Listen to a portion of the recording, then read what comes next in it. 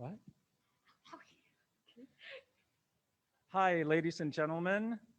Welcome to the grand online opening of Puppetry's Racial Reckoning. My name is John Bell. I'm the director of the Ballard Institute, and to my left is Dr. Jungmin Song, I'm the curator of this curator exhibition. of the exhibit.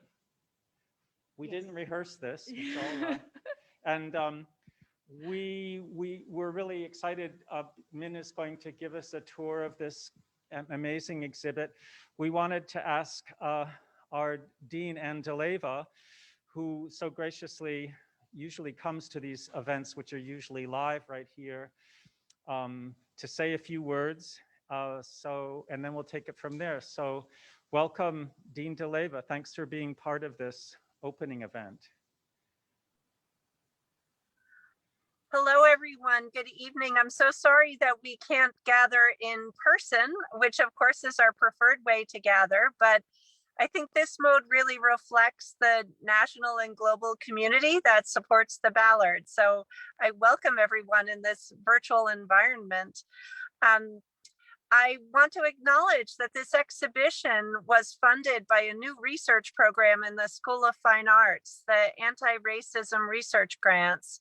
And the Puppet Arts faculty and staff were the first recipients of one of these grants to mount this exhibition, as well as the symposium that happened a few weeks ago that was so thought-provoking.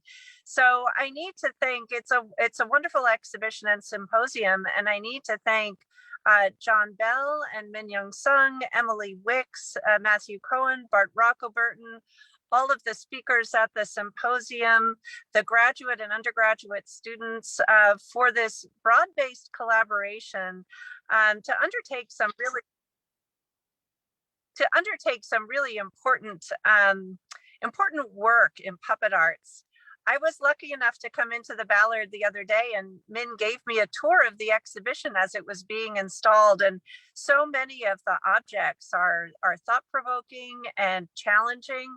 And it made me think, of course, as an art historian, it made me think of the original Greek word, the museon of museum, the root of museum. And the museon was a place, of course, as we all know, dedicated to the muses, but also to the practices of research and contemplation and discussion. And I think the Ballard will function this way with this exhibition. So many of these objects demand that kind of careful thought. They're not easily understood or interpreted.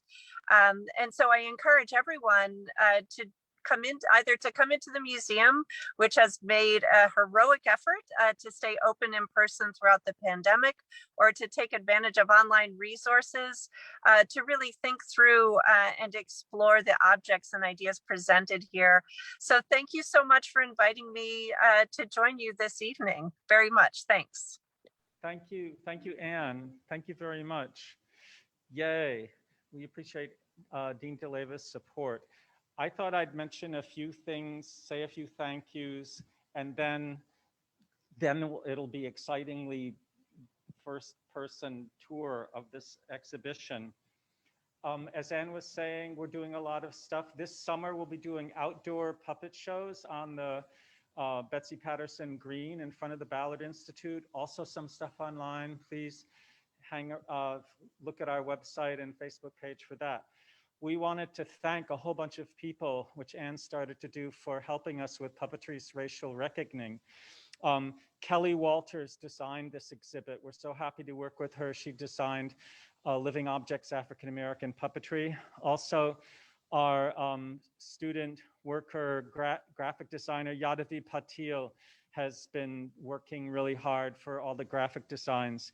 Our puppet arts students, Kunzika, Ginny Ortley, Zach Broom, all helped design different aspects of this and helped us install. Recent alumni Felicia Cooper and Tracy Becker helped us do all sorts of things. Paul Spirito from the Puppet Arts program was really influential and deeply appreciated. Our advisory group helped us through this. This has been a very challenging subject, race, and racial reckoning and puppets. And it's, we appreciate the advice we've gotten from Paulette Richards and Frank Tuitt from the Office of Diversity and Inclusion here at UConn, Schroeder Cherry on our advisory board, Matthew Cohen, who's helped advise us, Nalray Kim from the Asian American Cultural Institute. So we're really happy that all of these people came together. Want to thank especially behind the camera Emily Wicks, who makes things happen in an amazing way. It's such a great honor to work with Emily. So, Min, thank you. Thank you. And of course, our director, John Bell, and everyone. Thank you. Thank you very much for joining us for the online opening of Puppetry's Racial Reckoning exhibition. We haven't quite completely finished installation, so you might see some like blemishes here and there, but bear with us, and then we will like just finish specking nicely in 2-3 days time. So we have in this exhibition was envisioned like last year when the Black Lives Matter movement was rising, and then and then there were like rising violence against Asians in the U.S. that relate to COVID-19, and so we thought that it is important for us to think about how race and ethnicity are represented in puppetry, and then think through the representation. So as I'm sure there are a lot of you there can imagine, it was a difficult subject, and then we had to go through a lot of consultation and then discussion, and then went through a lot, and then it took us a lot of difficult discussions. So that's what you see here is the fruit of the discussion, and then I hope that we can expand the discussion we had internally to wider public. So we have 3 sections. So this is, can we kind of span around a little bit? Yes, this is the first room with this, the title is The Spectacle of the Orient. So this room largely deal with Orientalism, and then how the Asians, like imagine the Asians are portrayed. So spectacle, so Asia, the Orient we have the way of looking at Orient as a like fantasy land, as you probably know through like Arabian Night, like Aladdin, and then or like some kind of other things, other plays, and then theater productions or movies that is set in East Asia, like Japan or China. But what is portrayed there is a spectacle, like beautiful sceneries and then magic and adventure. But that kind of portrayal also keeps the Asia and the Orient, Asia as in different from us. It's kind of difficult for me to say different from us here because I'm also Asian also, but I'm not Oriental. So it's that is the thing. So we have two production here, designed and directed by Frank Ballard. Probably you know from our name, the Ballard, Frank Ballard was founder of a puppet art program, and then his puppets were kind of like seed of where Ballard Institute began. This right way to say? Yes. So what you see is see the far end is Mikado. It is his very first production for with the puppet art students. Is based on end of 19th century opera, The Mikado, created by Gilbert and Sullivan. The original opera it has set in like this cherry blossom fantasy Japan. And then Ballard was big fan of Gilbert and Sullivan and all the other musical theater. Am I doing too much or no? Yeah. So you can see that in their beautiful costume and big puppets and that. But what we can kind of think more about it here is also image of yellow peril. Yellow peril is a term for the images that is that kind of demeaning Asian as like lesser human and like dirty and or villain. So the some characters in the Mikado actually took the popular image of 1960s and 70s in popular media like Fu Manchu and then all the other where the Asians have superpower with long fingers. And then that image has been kind of taken up in some of the characters in his 1968 Mikado production. And if you see, we haven't quite there yet. So this is we have also, so this is the image, this is the work.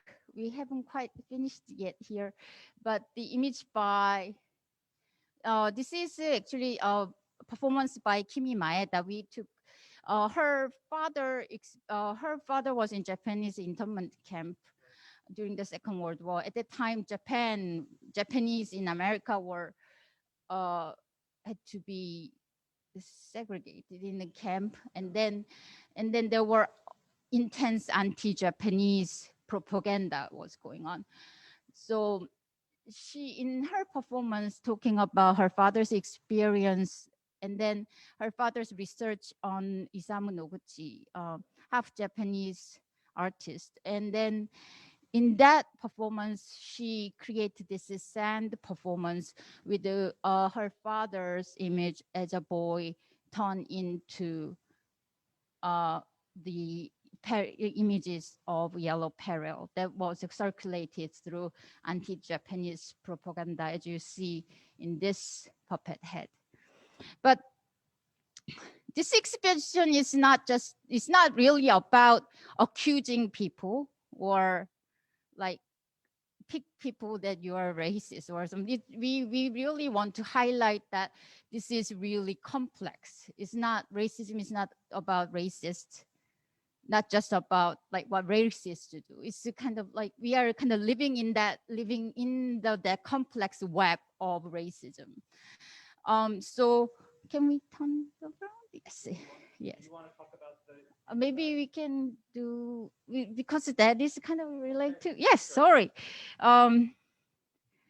So we have this beautiful, absolutely gorgeous marionette by Frank and Elizabeth Haynes in production of 1941 that is based on Hans Christian Andersen's Orientalist story, where the emperor Pharaoh's this story about emperor who fell in love with the nightingales, and then story goes on.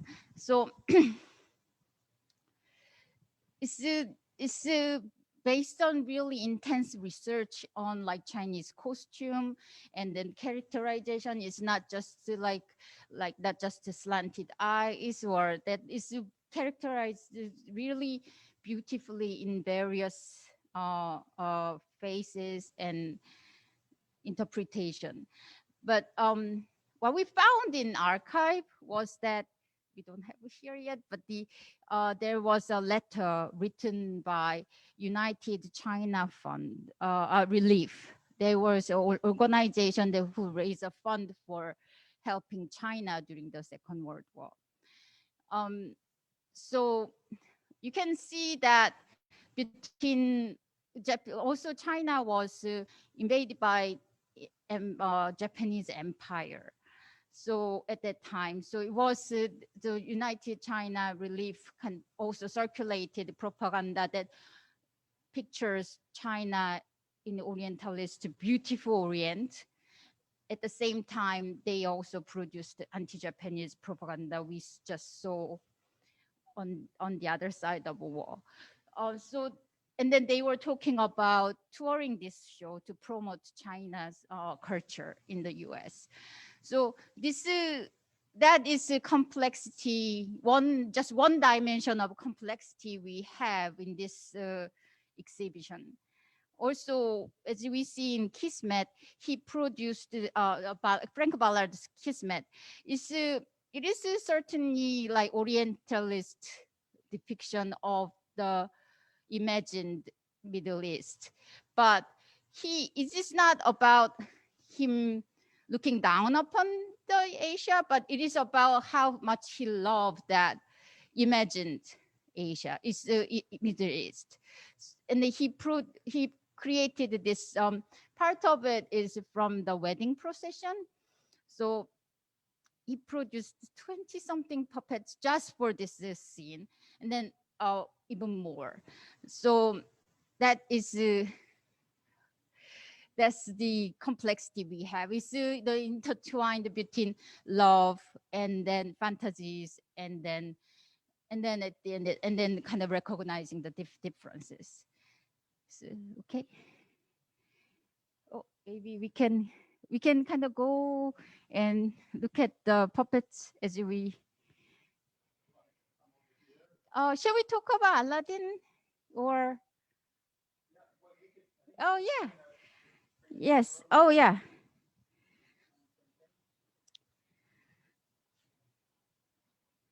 And then also just opposite sides of the Frank Ballard Mikado, we have still the cable is coming.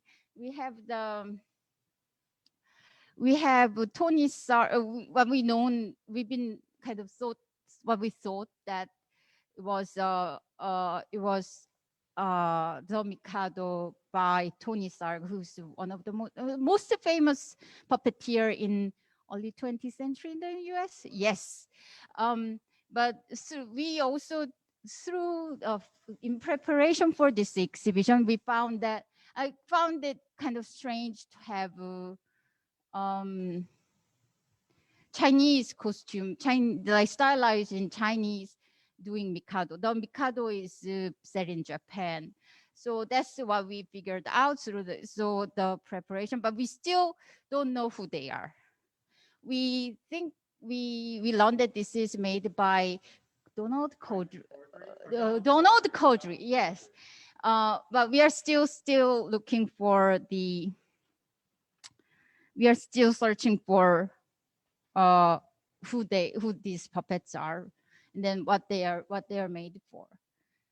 So you will see a lot of puppets we have. We still need identification, as you will see in the next section. Then we have Rufus and Margot Rose's puppet production of Aladdin. So even I didn't know. I mean, like people hardly read all Arabian Nights nowadays. So all this complex Arabian Nights is. So I thought that okay, I'll buy real Arabian Night and read it, and then in the Amazon comment, people there was a parents complaining Actually, I bought this book for reading it for children, but I was shocked by all the violences and then sex in the stories. And then that's the one part of the, so even when Arabian Night was first translated, that it had intense racism inside, but also and then there were like slavery and then like intense violence all in there, but it got removed from the original story, and then now it became for like stories for children. Um, so original Arab. This is very interesting because the original Aladdin is set in China. So and then it turned into Middle Eastern stories, and then also there is a character Aladdin's mother. So in this production, we still see some element. I feel those dancing yellow dancers called, they were kind of Eastern Asian looking. And then we have Aladdin's mother in the story. And then somehow very blonde princess. And then this is Wazir. She's supposed to probably advisor to Sultan, the king. It looks kind of Russian, like yes, Eastern European. So we have that kind of like multi multi ethnicity and race in one production. I think they probably got lost. But in the original story, Princess is not blonde, but but yes. So I wanted to add that Rufus and Margot Rose, just historical, they met when they worked for Tony Starr. oh as yeah, mentioned earlier, and also they were Connecticut puppeteers. They lived yes, not too far away from here and helped with the Ballard Institute. So there are these interesting connections along Yeah. with the exoticism. yes, yeah, yes. So do you want to? Yeah. Maybe we can just to get. Go forward. Oh, right. Oh, is it? So this is a little bit separate from. So I think. Well, I think I mean, John and I haven't really discussed about. Okay, I will just do a little bit of first. Okay, so we have one Muppet. Uh, Maybe some of you may know already about the Disney Channel, Disney Plus have put on like warning about the images of inappropriate portrait of minorities and then other culture in early Muppet film. This one probably is not in that category, but this is early it's mid 1994 sketch is called sketch the Seasball Cookie with the Marilyn Horn, the mezzo soprano, who performed Aida. It's an Orientalist opera set in Egypt. So this Muppet figure appear as her maid in the sketch. And then this is Bill Baird, also who worked with the Tony Stark. It's I think we believe that this appeared in Nabisco, National Biscuit Company's education film about the history of wheat. So wheat came from Egypt, and then then main characters were not human. I think it's like wheat and hunger and vitamin D, or that they were, and then there were this character in the film. To me, it's almost like a parody of Orientalism that itself is Orientalism. I feel that's the way. So Joseph Verdi's opera is a grand portrayal of Egypt. That almost like Frank Ballard's Kismet, but in Muppet versions, it gets that groundedness, and then the spectacle is parodied as a comic effect with the soap opera singer who actually performed in, and that's what a lot of Muppets Sesame Street, do they have Shakespeare? They can parody Shakespeare or other grand scale high art, so we call the high art, get parodied in. And then I think this was the one other example. For me, for me, it's interesting because like these representations of race and ethnicity go through, as you're mentioning, like different generations and iterations and cycles. So like Aida, which is what, a 19th century or early 20th century Italian opera, is already exoticizing Egypt, and then that gets recycled in the C is for Cookie sketch. These things get really complicated and, I don't know, bifurcated and repeating images, and you lose the sense of where things originate. It's just sort of a cycle that continues to spiral. It's fascinating that way. Yeah, that's probably why we also, a lot of puppets we have in these exhibitions are kind of, we are still wondering who they are and then thinking about what they are. Yeah, etc. So we'll move on to next gallery two. Gallery with our high-tech, Oh, okay. high-tech video system. A question. Oh yeah, yeah, is yeah.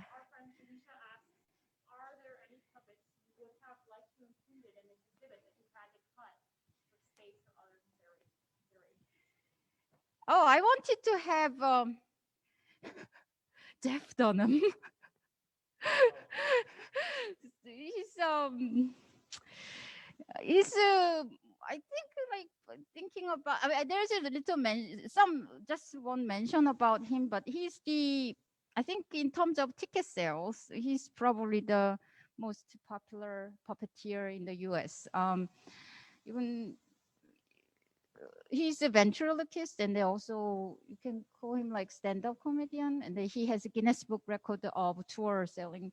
And he has a puppet called most popular one is Ahmed, that dead terrorist Ahmed, and then also he has jalapeno on stick and etc.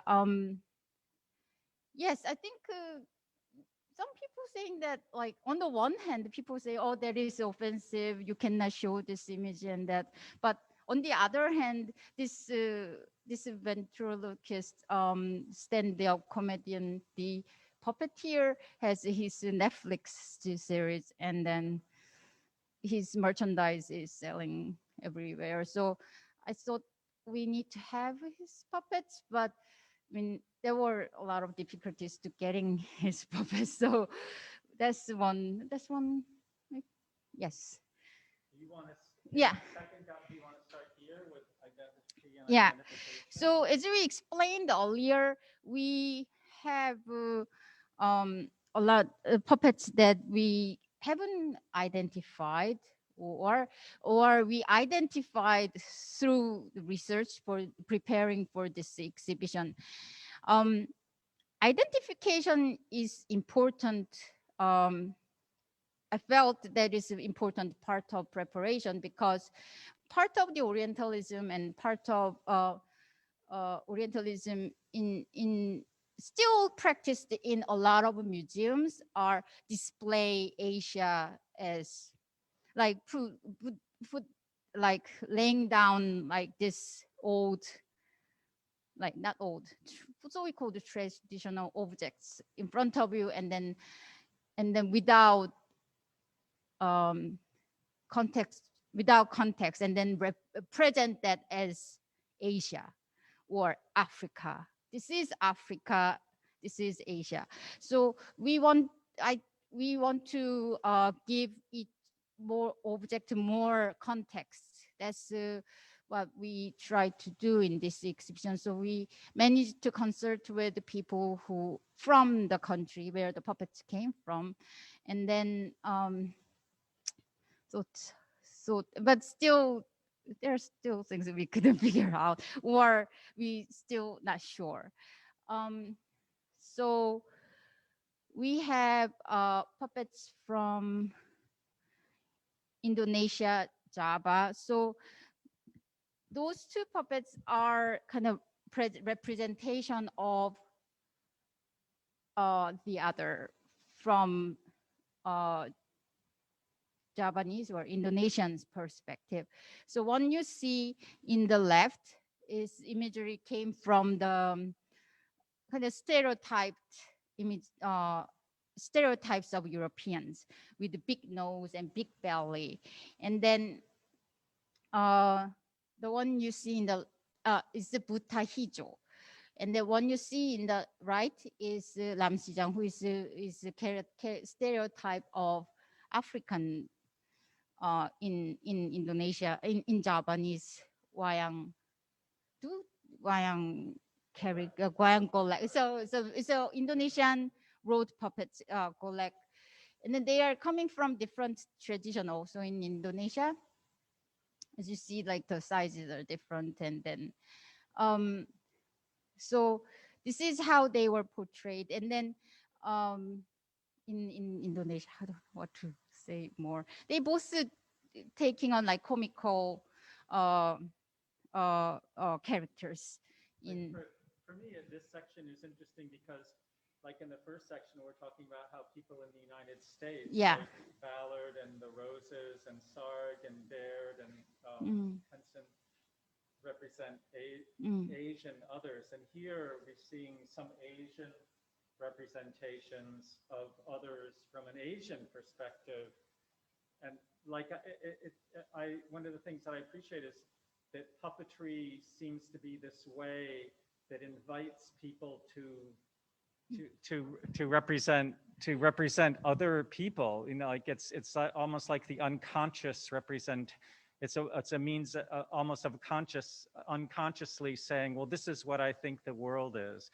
Yeah. You know, I'm from Indonesia. Here's my vision of what an African person looks like, or a European person. So you see that these representations are, and puppetry as a means of representing the other is really a global phenomenon. It's super interesting for me. Yes. And we can move on to perhaps Mubarak first. Mubarak is in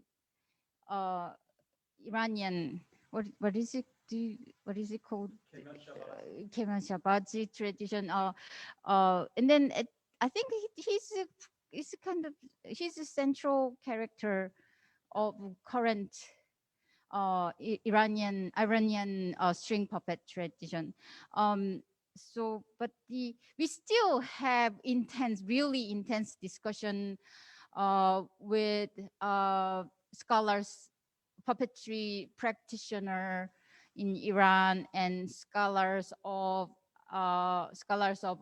Iranian history, and like and all different how activists and then still going on. But what I can say for sure is he's a kind of 19th century representation of African descent slaves in Iran. And yes, is it okay? Yes, yeah. But also there are also claim that he is actually coming from the ancient pre-Islamic ritual characters.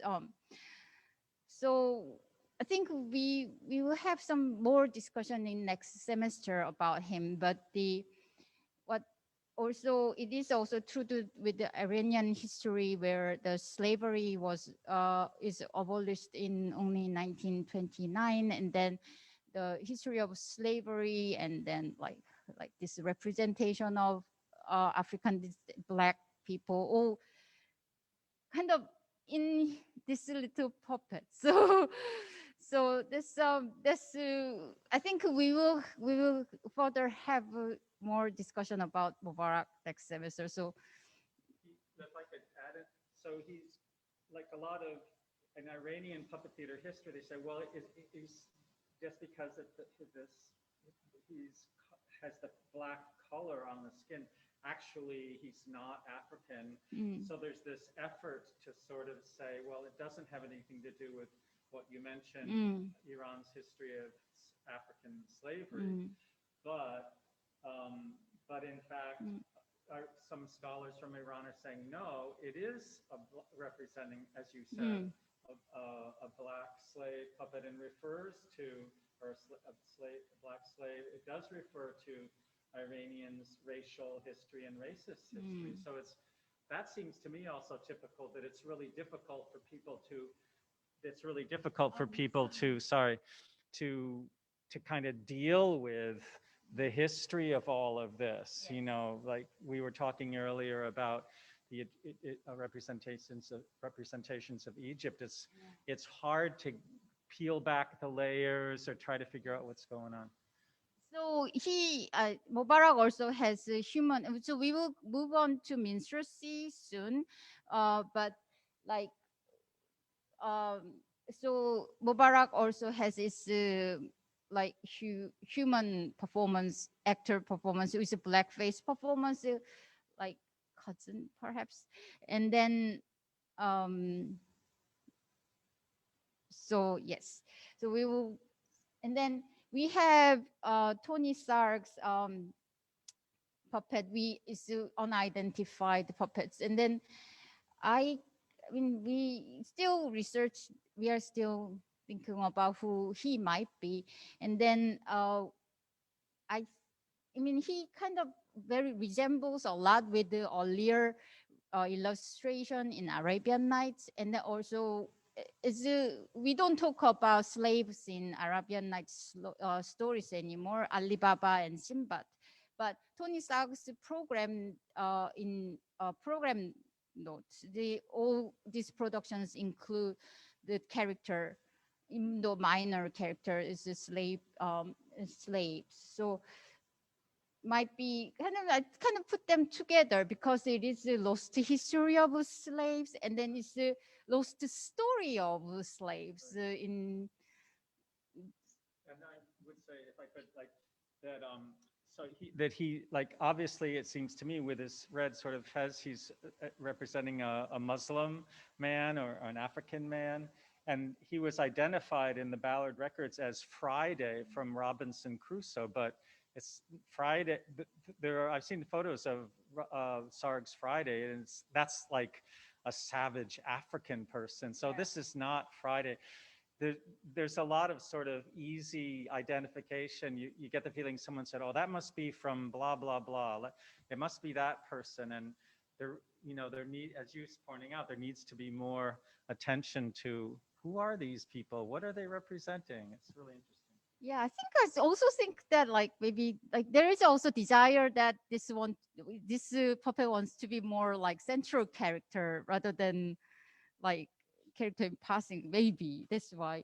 But and then this is a very interesting story about Karagogos here. It's a Turkish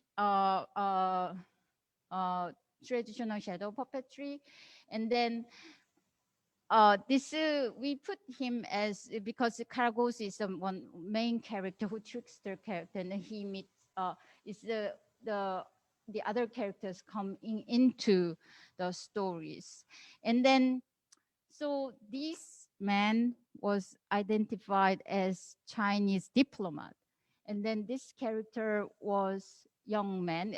Character is identified as young man, and then this was English women. What is interesting, maybe some person who identified this Chinese acrobat as a diplomat probably thought he's like lavish costume, maybe for any reason. But what we talked to Nazali woman who scholar who gave really wonderful presentation for our symposium, which Dina and Delaba introduced earlier. So she pointed out to me that the parasol is very common because it's the acrobat who does balancing act. Yeah, tightrope. So that funny hat, the funny hat is acrobat, and then parasol is for balancing, and then also this pointy feet also, or part of the caricature of Chinese acrobat.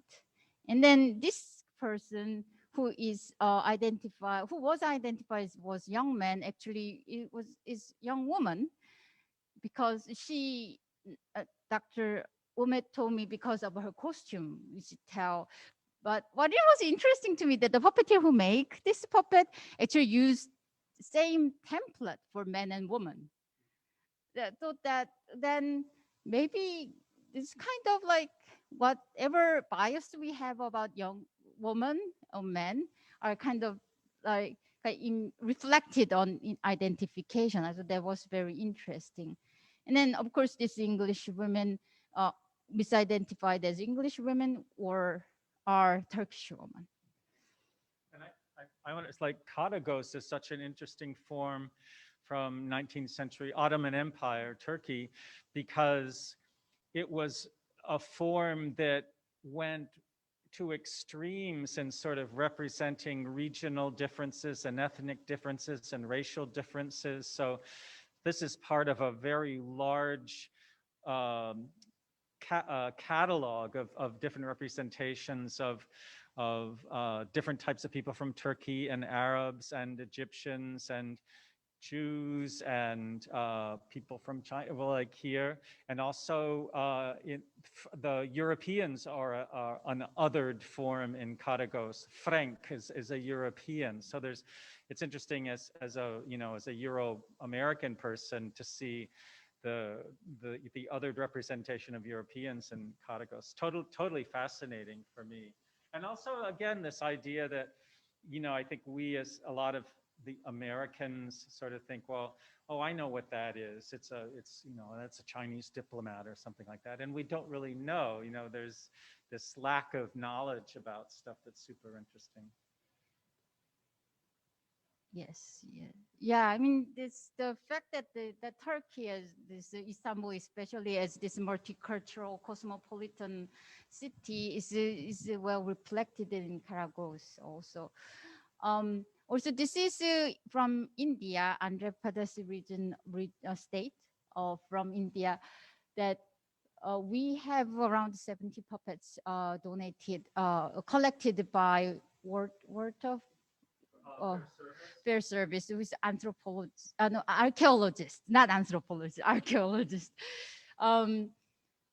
So from so this tradition, so we thought these puppets, we thought that they might be representation of Europeans, and he might be representation of Muslim. Yes, I think so. Yeah, he seems like it. And that is, we think that that is the other for the people in the region, yes, in India.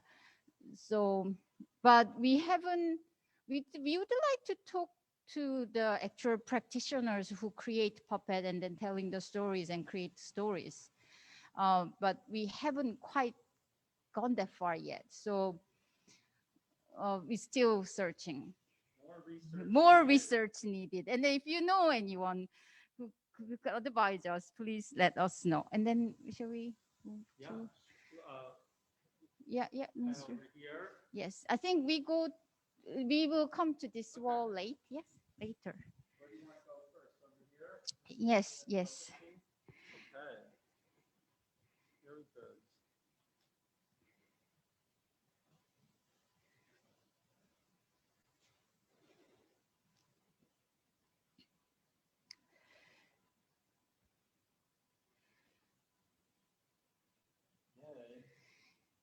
So perhaps um, this section might be, I think, maybe most difficult one to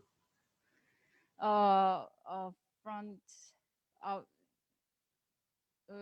Yes, so these are the puppets that were kind of derived from or influenced by minstrelsy. There was blackface entertainment. There was probably most popular and popular entertainment in 19th century in the US. And then not only in the US, we also have some example came from Britain. So minstrelsy, I need to explain. Yes, I need to explain. Minstrelsy is so it's a white performers, mostly white performers. Later, there are like black performers coming into the scene, but it began as white performer paint their face with black and then portrays kind of diminishing stereotypes of African Americans. And then it's mostly for comic effect or like making them mostly for comic effect.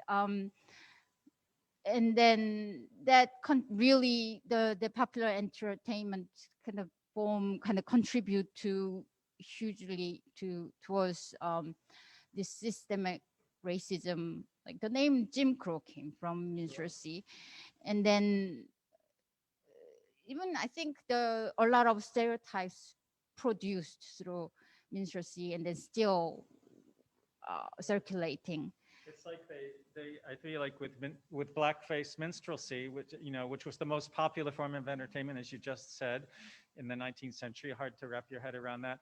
It just sort of continues, like sometimes recognized, sometimes not. Spike Lee did a movie about blackface that ends tragically, like many Spike Lee movies, but it just sort of seeps into the culture, and this exhibition really shows that. I really appreciate the way you've done that.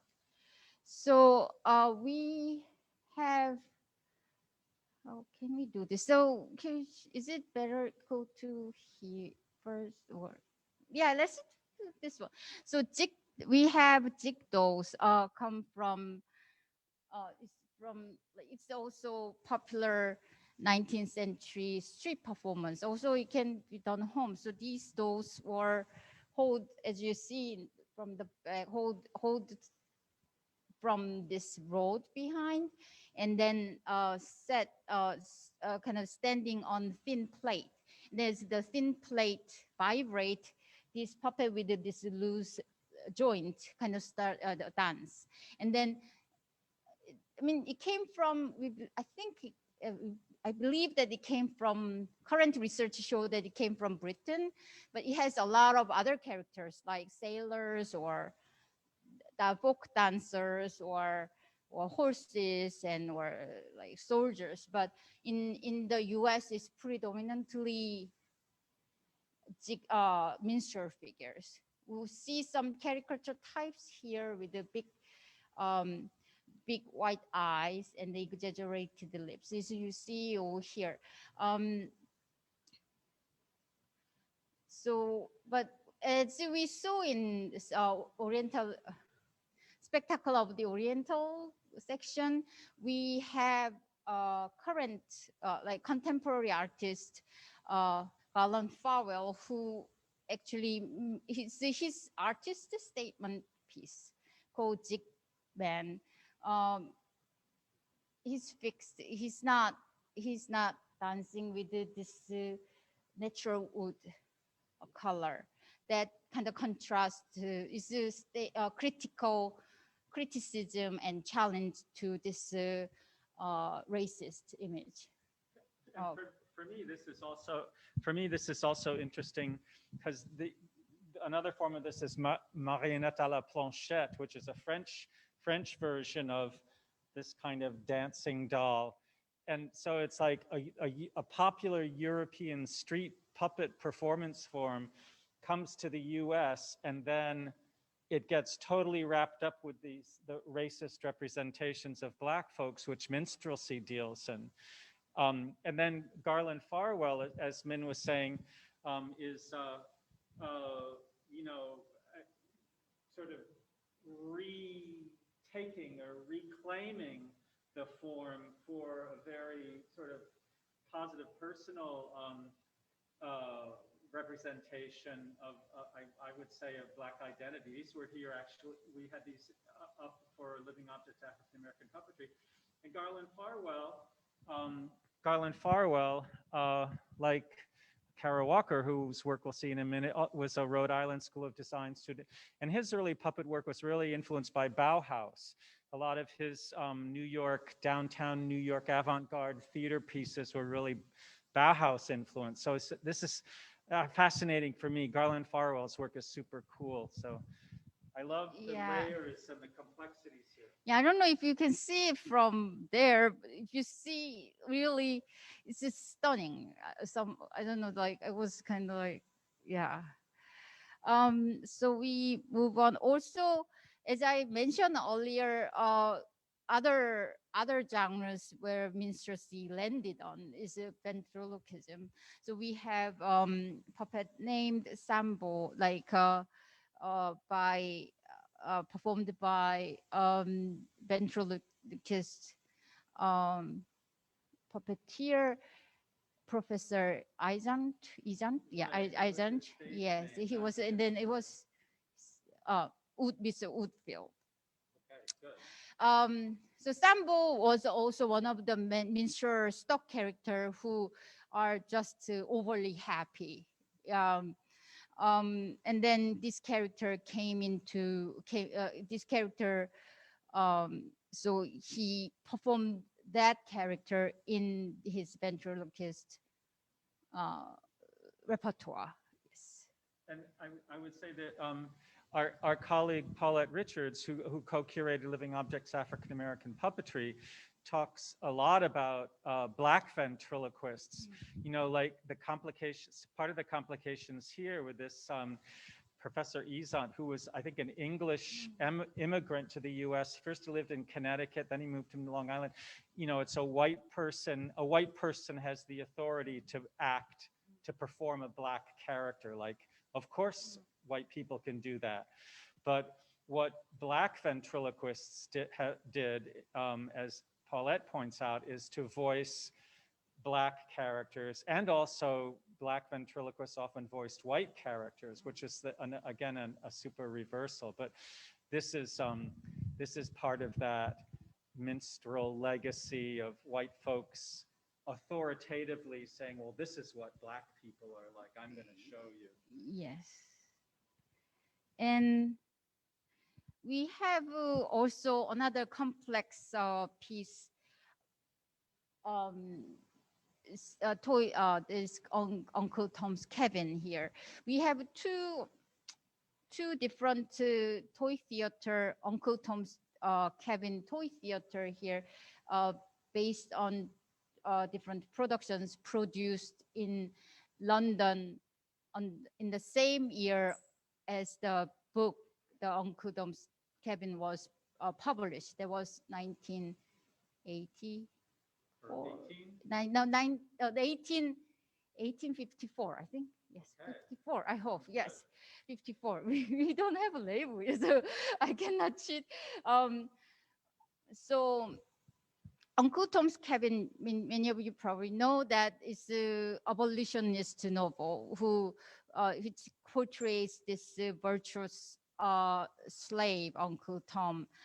But later Uncle Tom became a stereotype who is subservient to white. And then, yes, right? Yes. So the book was hugely popular in the US, and then some people say that actually it invigorated abolitionist movement to that extent. But also that book was, some claim that it more popular in the Britain. And then I found that there were like around 10 productions created in London, theater productions based on Uncle Tom's Cabin. So here you see the Webb's toy theater that is more like straightforward adaptation of Uncle Tom's Cabin.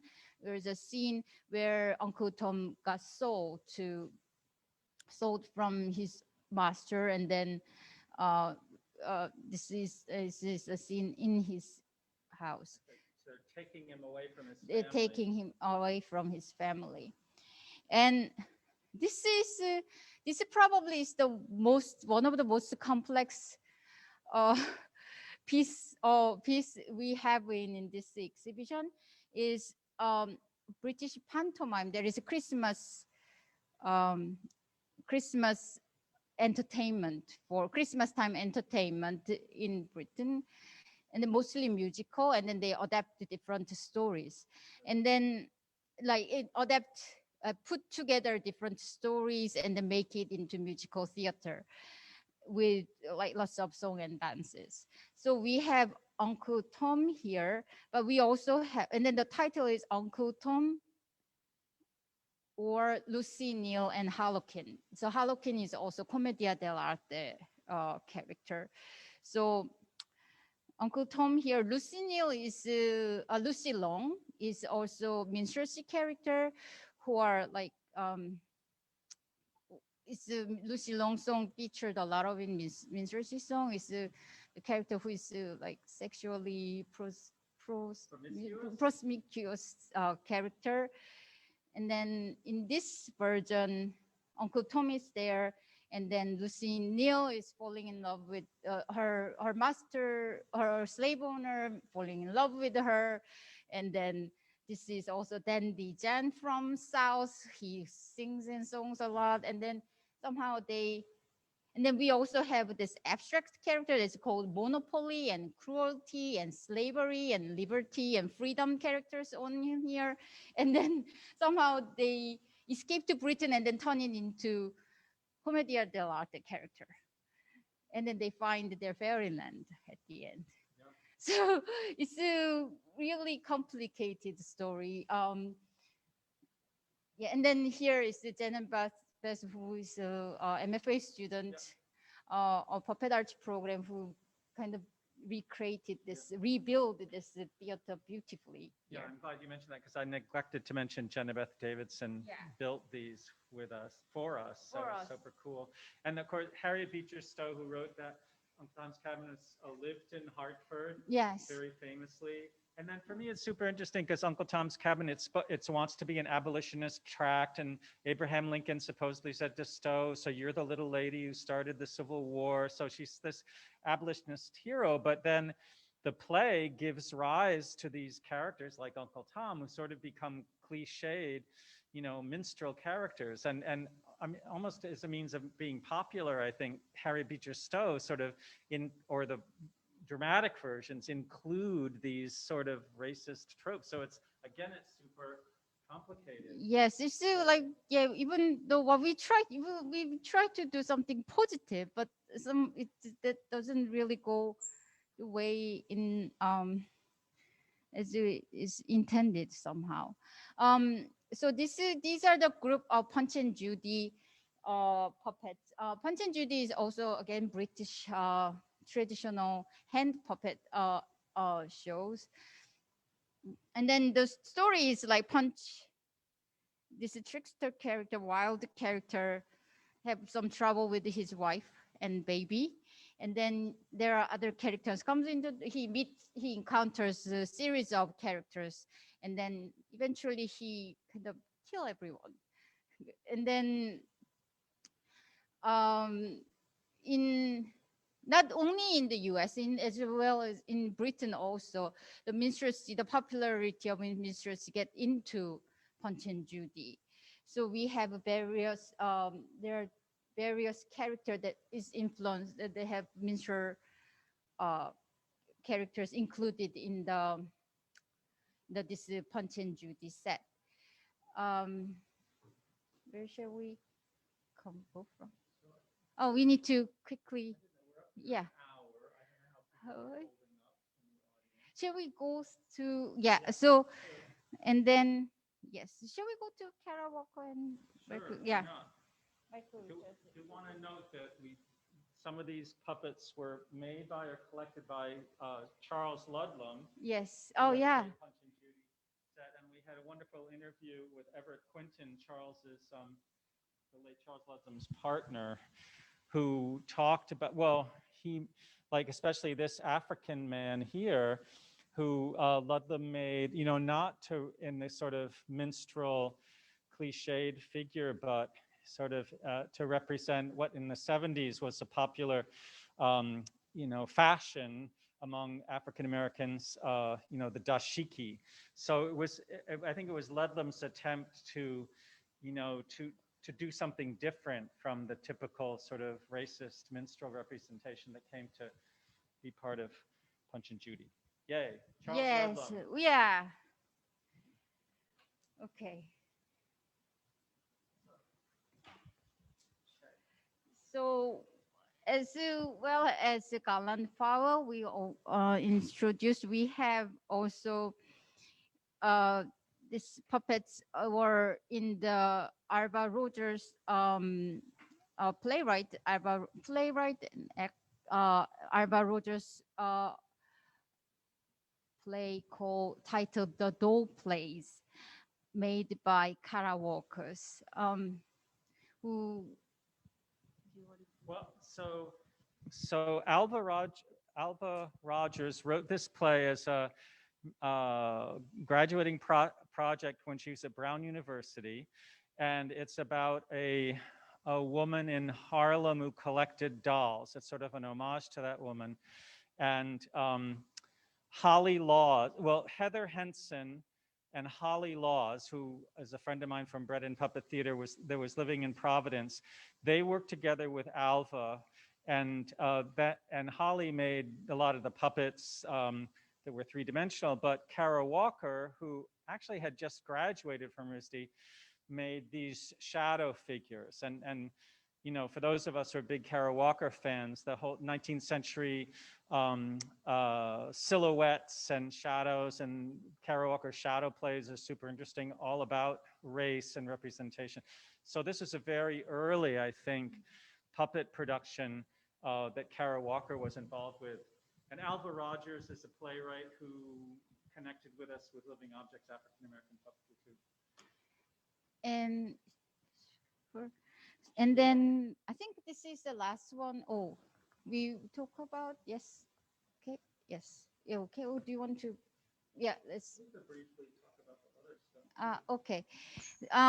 And this is a puppet not made by, but this is a production created by Michael Richardson, who conceived this production called The Struggle for Justice. This is about one single character. The one character, Albert, is his life story from when he was a boy to when his adult life, that his and then African American struggle for story portrays the violence on African Americans, and then their struggle and fight to for justice. What is hugely interesting about Michael Richardson work is that Michael Richardson studied in Indonesia, in Java, it's a traditional Indonesian shadow puppetry, wayang kulit. So, and then these puppets he designed these puppets, and then the puppets were created by the craftsmen in Indonesia. And then it's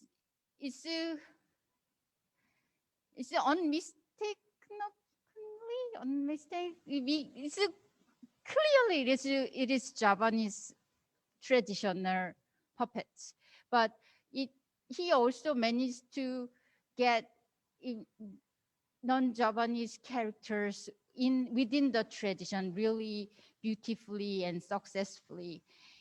And then especially this one, he's telling the story of African Americans, like not as a he tried to tell the story of African American heroic stories of also tragic stories of African Americans. That's I think it's combined it in really beautiful way. Great. Yes. Can we just turn and take a look at these? Yes, sure. Close. Okay. Okay. I think I will, if I take over to John, maybe perhaps.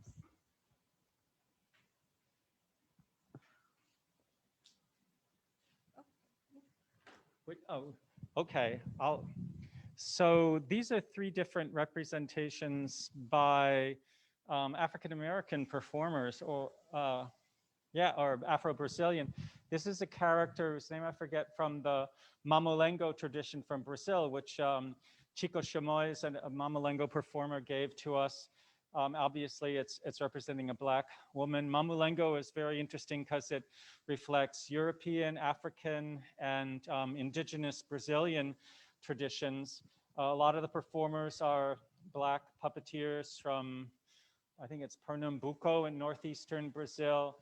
And it's this popular hand puppet form that has, I think, different from a lot of United States hand puppet traditions, still connects to uh, African work and to European work and native indigenous Brazilian work.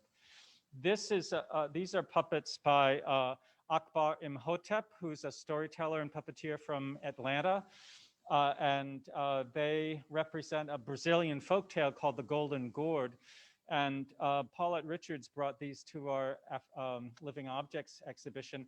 And Imhotep gets at the multiracial aspects of Brazilian society in an interesting way by coloring these three different characters. This is the landlord, and I'm forgetting the names of all these characters. That so very, yeah. So he represents races in these sort of strong ways, but not in a kind of um, you know, stereotypical, I would say, representation that we've seen in some of the minstrel images.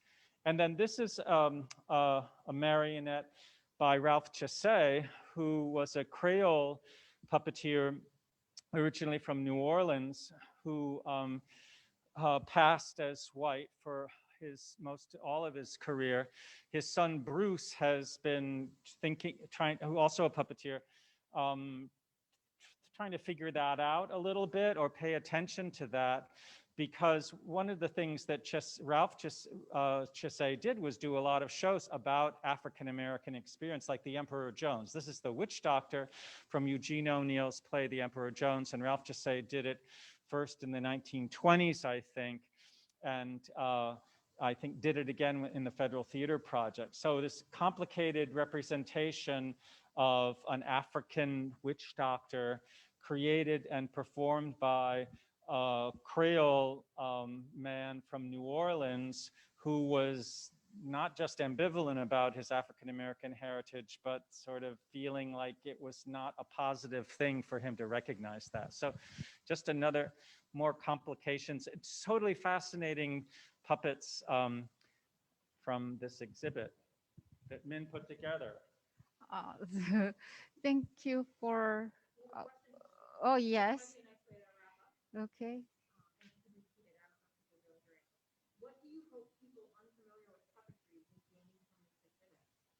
What do you hope people unfamiliar with puppetry will gain from this exhibit?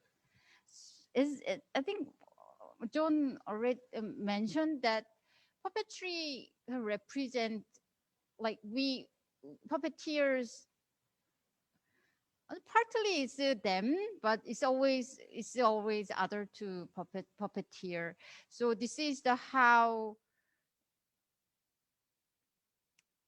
the people who is not me are represented. It is not just to the other, but it's also how the society is reflecting them. As you saw in the Mikado, where the representation of Japanese people certainly influenced by the popular culture around the time, and then all this minstrelsy influence in how the influence of minstrelsy in how the African Americans are represented.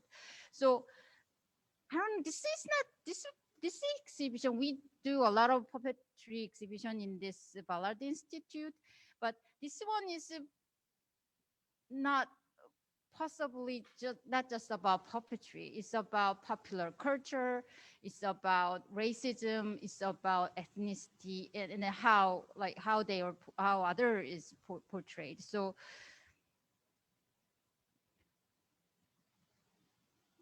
yeah. Now also puppeteers also of course learn from it because it is in the core of puppetry's art, yeah, representing people. Then puppeteers can think more carefully about their practice. Sure. It's good for puppeteers, but it is important for everyone, no, who Yeah. living this moment really, I think. Well, I think all puppetry is always all about the culture, the Yeah. broader aspects of culture. And like I was trying to articulate earlier, I think puppetry in particular, because it's such a hands-on material medium, it's a place where all the ideas about a society just come out. So every day almost on the Facebook, I see puppeteers, especially white puppeteers representing people of color. And I feel like, oh, it's just coming out, this idea that this sort of the id, the unconscious of a society, the unconscious ideas of society come out in puppetry. They come out in other forms of art, in music and theater and literature, but in puppetry, there's a certain tangible quality. And because it's so easy to say, okay, this is the other character, it's not me as an actor, it's this object that I'm going to play with. I think these ideas about others and ethnicity and race just emerge. And you can see here how complicated that is and how people recognize it or don't recognize it or try to deal with it or don't try to deal with it or try to change the tradition or recoup the tradition. So I think I'm totally excited about this exhibition, and there's so many great works of puppetry here. So I hope that, like you're saying, Min, that this will lead to a lot of thinking and discussion. And we want to do more programming. Summer's going to be a little fallow, but in the fall, we want to do more discussions with different folks. We're hoping people from the University of Connecticut will come here, and this will maybe inspire people to talk and think and argue and debate. The language of thinking about race and representation is difficult, as you were saying at the beginning, and I feel like it's a language that needs to be learned, especially from last summer when um, the with the Black Lives Matter movement and the death of Floyd, there's a need to talk about this, but how do you talk about it? And maybe this exhibition will help us talk and think about these issues. Yeah, I mean, I didn't really think as like puppeteers or as a main audience.